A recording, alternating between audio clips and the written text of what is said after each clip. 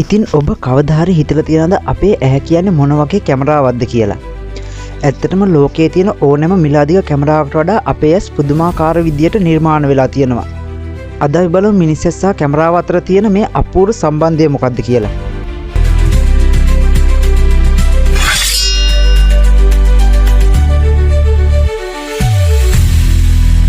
ඉතින් අංක 1 කාචය. එහෙමත් නැත්නම් ලෙන්ස්. කැමරාවක වගේම අපේ ඇසෙත් කාච තියෙනවා.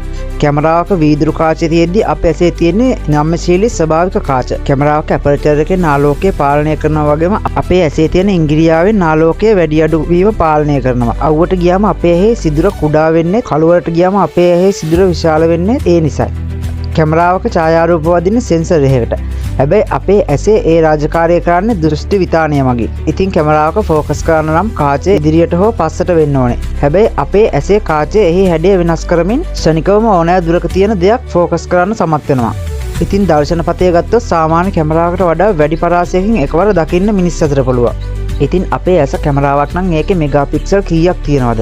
මිනිස් ඇසේ දෘශ්‍ය දියුණුභාවය මෙගාපික්සල් 576ක් පමණ වෙනවා. ඒ කියන්නේ දැනට ලෝකයේ තියෙන ඕනෑම ස්මාර්ට්ෆෝන් කැමරාවකට වඩා අපේ ඇස 10 ගුණයකින් බලවත්.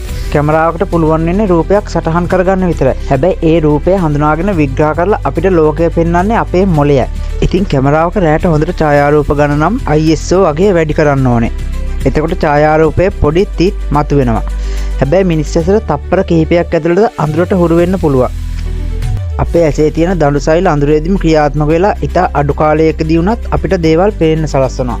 කැමරාවකින් ඡායාරූපයක් ගත්තට පස්සේ ඒක මෙමරි කාඩ් එකක සේව් වෙලා පස්සේ තමයි අපි බලන්නේ. හැබැයි ඇස සහ මොළය අතර තියෙන සම්බන්ධය හරිම වේගවත්. සාමාන්‍ය වීඩියෝ එකක් තප්පරයට රූපරාමු 24ක් හෝ 60ක් පෙන්වනවා. නමුත් අපේ මොළයට තප්පරයකින් 1000න් එකක වගේ ඉතා කුඩා කාලයකදී වෙන වෙනසක් වුණත් හඳුනා ගන්න පුළුවන්. කැමරාවකට තියෙන එක ඇසක් නැත්තම් ලෙන්ස් එකක් විතරයි. ඒ නිසා ඒක දකින්නේ 2D විදිහට. හැබැයි අපිට ඇස් දෙකක් තියෙන නිසා අපේ මොළය රූප දෙකක් එකතු කරලා ලෝකයේ 3D ත්‍රිමාන විදිහට අපිට පෙන්වනවා. මේ නිසා තමයි අපිට යම් වස්තුවක තියෙන දුර නිවැරදිව මැනගන්න පුළුවන් වෙන්නේ. ඉතින් කැමරාවක සෙන්සර් එකේ හැම තැනම රූපයක් වදිනවා. හැබැයි මිනිස් ඇස් දෙකේ දෘෂ්ටි ස්නායු මොළයට සම්බන්ධ වන තැන රූපයක් පෙනෙන්නේ නැහැ. අපිට ඒ අඩුව දැනෙන්නේ නැත්තේ අපේ මොළය විසින් ඒ අඩුව පිරවීම කරන නිසා. ඉතින් ඔයත් දැන් ඔයාගේ ඇස් දෙක තප්පරයකට වහලා ආයෙත් අයින්න. ඔයාගේ ඇස් ඒ ක්ෂණිකව ආලෝකය පාලනය කරලා ફોකස් කරලා දත්ත මොළයට යවලා ඉවරයි. ලෝකේ තියෙන වේගවත්ම සුපිරි පරිගණකයකටත් වඩා මේ වැඩේ මේ තරම් කාර්යක්ෂමව කරන්න බෑ. ඉතින් මේ ඇස ගැන අද අපි කතා කරපු කරුණු වලින් ඔබ වැඩියෙන්ම පුදුමුනේ මොන කරුණද කියලා කමෙන්ට් එකක් කරන්නත් අමතක කරන්න එපා. මේ වගේ තවත් වටිනා වීඩියෝ බලන්න කැමති නම් අපේ channel එක subscribe කරලා එකතු වෙන්න. bell icon එකත් all කරලා තියාගත්තොත් මේ වගේ ලස්සන වීඩියෝ එකක් ඔයාලගේ ළඟටම ගෙන්න ගන්නත් පුළුවන්. ඉතින් මේ වගේ වැදගත් වීඩියෝ එකකින් නැවත හමු වෙනතුරු ඔබට සුබ දවසක්.